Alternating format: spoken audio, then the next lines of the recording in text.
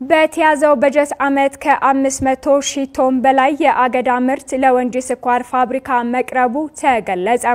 በኦሮሚያ ክልል በሚገኘው የወንጂ ስኳር ፋብሪካ በተያዘው በጀት ዓመት ምርትና ምርታማነትን ለማሳደግ በያዘው አቅጣጫ መሰረት ውጤታማ ስራዎች ማከናወናቸውን በፋብሪካው የዋና ስራ አስኪያጅ ጽህፈት ቤት ኃላፊ ለአሻም ነግረዋታል። ፍራኦል ኃይሉም ስኳር ስኳር ስኳር ስኳር ስኳር ስኳር በኢትዮጵያ ውስጥ ካሉ ግዙፍና ግንባር ቀደም ከሆኑ ስኳር ፋብሪካዎች መካከል የሆነው የወንጂ ሸዋ ስኳር ፋብሪካ የስኳር ምርቱንና የአገልግሎት አቅሙን ለማሳደግ በርካታ ስራዎችን እየሰራ መሆኑን አስታውቋል። በዚህ የስኳር ፋብሪካ ላይ አጋጥሞ የነበረውን የምርት መቀነስና ሌሎች ተያያዥ ችግሮችን ለመቅረፍ በተያዘው የሪፎርም ስራ የወንጂ ሸዋን ስኳር ፋብሪካ ወደ ቀድሞ ምርትና ምርታማነት ለመመለስ ትኩረት ተሰጥቶ እየተሰራ መሆኑን አሻም ከፋብሪካው ያገኘችው መረጃ አመላክታል። ስኳር ፋብሪካው ከዚህ ቀደም አጋጥሞት የነበረውን የስኳር ምርት መውደቅ፣ በአገዳ ምርት የተሸፈነ መሬት መቀነስ፣ የማሽነሪ ማርጀት፣ የማህበረሰቡ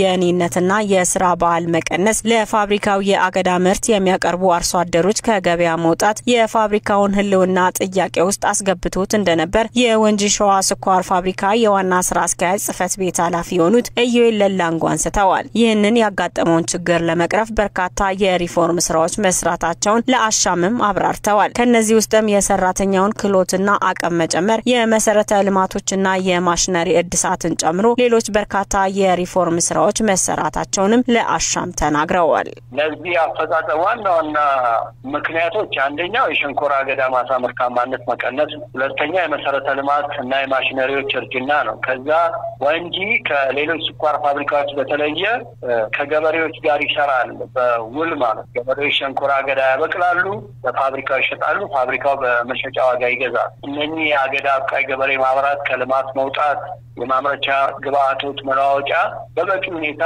ማቅረብ አለመቻል፣ የሰራተኛ የስራ ባህል ችግር፣ የባለቤትነት ስሜት የቀነሰ መምጣት፣ የሰራተኞች ፍልሰት፣ ሌላው ደግሞ በርካታ በፍርድ ቤት የተያዙ ድርጅቱን ሊሰብሩት የሚችሉ ክሶች የነበሩበት ሁኔታ ነበር። ሌላው ከባለድርሻ አካላት ጋር ያለው ድጋፍ ለፋብሪካ ያለው አዎንታዊ አመለካከት ሁሉ አሉታዊ በመሆኑ ምክንያት ፋብሪካው ያው እንደገለጽኩልሽ በህልውና አጣብቂኝ ውስጥ ገብቶ ነበር። ከ2014 ጀምሮ ግን የሪፎርም ስራዎች ተሰርተዋል። የለውጥ የሪስራ ማለት ይሄ ፋብሪካውን ከህልውና ስጋት ወደ ነበረበት ተቋማዊ አፈጻጸም ማምጣት ማለት ነው። በኢትዮጵያ የሱጋር ኢንዱስትሪ ታሪክ ወንጂ አንጋፋው ቀዳሚ ስኳር ፋብሪካ ወንጂ ላይ ነው የተመሰረተው። ወደ ነበረበት የምርትና ምርታማነት ልዕልና ለማምጣት ሰፊ በሪፎርም በስትራቴጂ የተደገፈ የሪፎርም ስራ የለውጥ ስራ ተሰርቷል። ከ2014 ዓመተ ምህረት ጀምሮ እየተከናወኑ ከቆዩ የሪፎርም ተግባራት በኋላ በፋብሪካው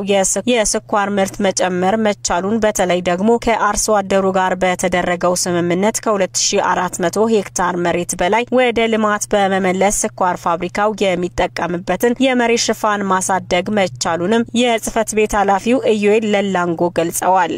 የሸንኮራ አገዳ ምርታማነት ሲታይ በ2014 2015 ላይ 2016 2017 ላይ ሊኒየር ያደገው 2015 ላይ ጭማሪ ያለው 2016 ላይ ከፍተኛ ጭማሪ ያለው 2017 ደግሞ በከፍተኛ ሁኔታ ምርታማነት የሸንኮራ አገዳ ወይም በአንድ ሄክታር የሚገኝ የሸንኮራ አገዳ ምርታማነት ጨምሯል ማለት ነው። በአገዳ የተሸፈነው መሬት አርሶ አደሩን የሚጠቅም የተለያዩ ቤኔፊት ፓኬጆች ያሉት ኑሮውን ሊለውጥ የሚችል አዲስ የውል ስምምነት በማዘጋጀትና ከገበሬው ጋር በመፈራረም ከ2400 ሄክታር በላይ ወደ ልማቱ እንዲመለስ ማድረግ ተችሏል። ይሄ ፋብሪካው ያለውን የመሬት ሽፋን ማሳደግ ተችሏል ማለት ነው። ኃላፊው አክለውም የተጎዱ ማሽነሪዎችን ከማደስ ባሻገር የእርሻ መሬቶችን በማከም የሸንኮራ አገዳ ምርት ማሳደግ መቻሉንም አንስተዋል። በተያዘው ዓመትም ለስኳር ፋብሪካው የሚቀርበውን የአገዳ ምርት በመጨመር ከባለፉት ዓመታት የተሻለ የአገዳ ምርት መቅረቡንም ኃላፊው አንስተዋል። በዚህም በ2017 የምርት ዘመን እስካሁን ባለው ከ500 ሺህ ቶን በላይ የአገዳ ምርት ለፋብሪካው ማቅረብ መቻሉንም ለአሻም ገልጸውላታል።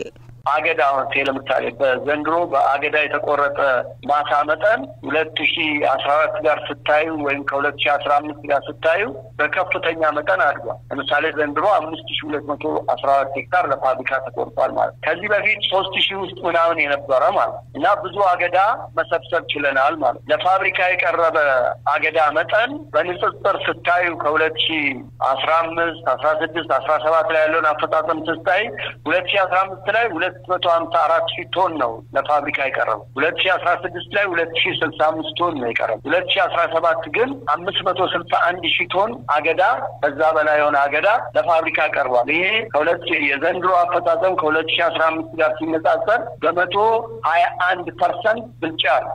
ስኳር ፋብሪካው ስኳር ከማምረት ባሻገር የህብረተሰቡን ተጠቃሚነት ለማሻሻል ብሎም የሰራተኛውን የኔነት ስሜትና የስራ ባህልን ለመጨመር በርካታ ስራዎች እየተሰሩ መሆኑን ያነሱት ኃላፊው ከዚህ በተጨማሪም ለበርካታ ዓመታት ተቋርጦ የነበረውን የከረሜላ ፋብሪካ እንደ አዲስ ለማስጀመር እንቅስቃሴ እየተደረገ መሆኑንም ለአሻም ነግረዋታል።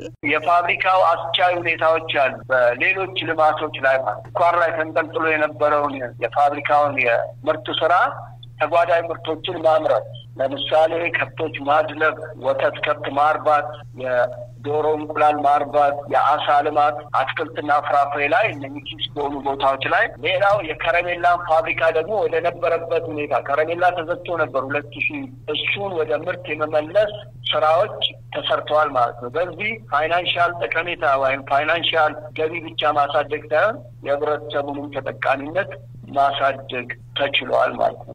አምና ለምሳሌ ለሰራተኞች የሁለት እርከን የደሞዝ ጭማሪና የአንድ ወር ደሞዝ መክፈል ተችሏል። ዘንድሮ ደግሞ ሰራተኛውን ብታዩ ሰልፍ ኢንተረስቱን ሰብሊሜት በማድረግ አጠቃላይ ፋብሪካውን ፐርፐዝ ከማሳካት አንጻር 24 ሰዓት ነው የሚሰራው። ማኔጅመንት 24 ሰዓት ይከታተላል። ሰራተኛውን በዚህ መንፈስ ከድርጅቱ እቅድ ጋር ራሱን በማስተሳሰር ውጤታማ የሆነ እንቅስቃሴ እያደረገ ነው ያለው።